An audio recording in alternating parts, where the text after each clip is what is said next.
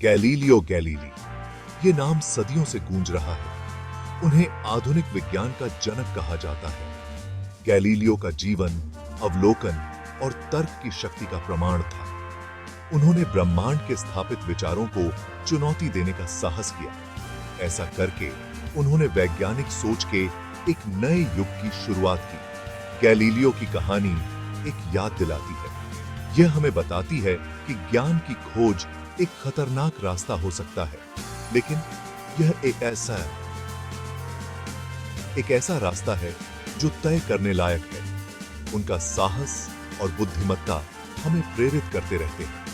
वे हमें याद दिलाते हैं कि हमें अपने आसपास के ब्रह्मांड पर सवाल उठाना और उसका पता लगाना कभी बंद नहीं करना चाहिए।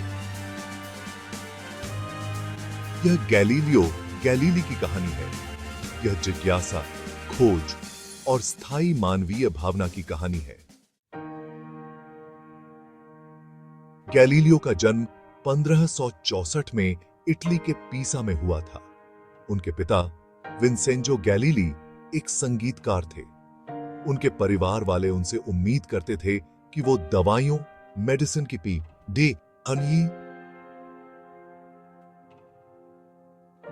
भी पढ़ाई करेंगे। हालांकि गैलीलियो की रुचि कहीं और थी। वो गणित और प्राकृतिक दर्शन की ओर आकर्षित थे। ये विषय उन्हें बहुत पसंद थे। उन्होंने अपनी पढ़ाई में बहुत अच्छा प्रदर्शन किया। गैलीलियो का ज्ञान के लिए जुनून कम उम्र में ही साफ दिखाई देने लगा था। वो हर चीज पर सवाल करते थे। वो अपने आसपास की दुनिया को समझने के लिए उत्सुक रहते थे। उनके इसी जिज्ञासु स्वभाव ने उनकी किस्मत बना दी। इसने उन्हें एक ऐसे रास्ते पर डाल दिया जिसने ब्रह्मांड के बारे में हमारी समझ को ही बदल कर रख दिया। गैलीलियो ने गणित के प्रोफेसर के रूप में अपना करियर शुरू किया। उन्होंने इटली के विभिन्न विश्वविद्यालयों में पढ़ाया। इसी दौरान खगोल विज्ञान में उनकी रुचि बढ़ने लगी। उस समय ब्रह्मांड का सबसे प्रचलित दृष्टिकोण टॉलेमिक मॉडल था। इस मॉडल ने पृथ्वी को ब्रह्मांड के केंद्र में रखा था। बाकी सब कुछ हमारे चारों ओर घूमता था। हालांकि गैलीलियो एक अलग विचार की ओर आकर्षित थे।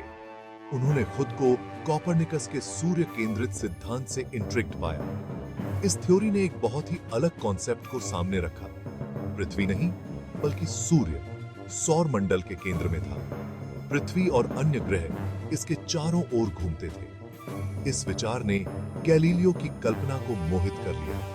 उन्हें उस वक्त क्या पता था कि जल्द ही ये उनके जीवन का काम बन जाएगा।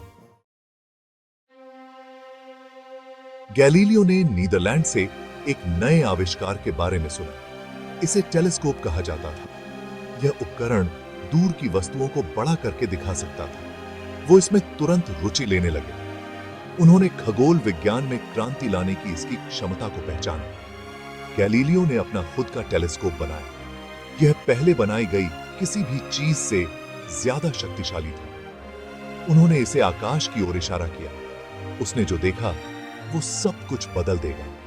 उन्होंने चंद्रमा की सतह का अवलोकन किया। यह एक चिकना, संपूर्ण गोला नहीं था। इसके बजाय यह क्रेटर और पहाड़ों से ढका हुआ था।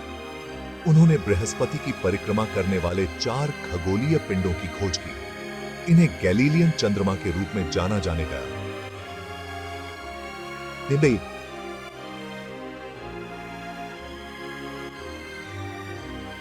उन्होंने शुक्र ग्रह की कलाओं का अवलोकन किया। इससे इस बात के प्रमाण मिले कि शुक्र पृथ्वी का नहीं, बल्कि सूर्य का चक्कर लगाता है। इन अभूतपूर्व टिप्पणियों ने टॉलेमिक मॉडल की नींव हिला दी। उन्होंने कोपरनिकन प्रणाली के लिए ठोस सबूत प्रदान किए। गैलीलियो अपने टेलीस्कोप और अपनी टिप्पणियों से लैस ब्रह्मांड के इस नए दृष्टिकोण के लिए एक मुखर प्रस्तावक बन गए।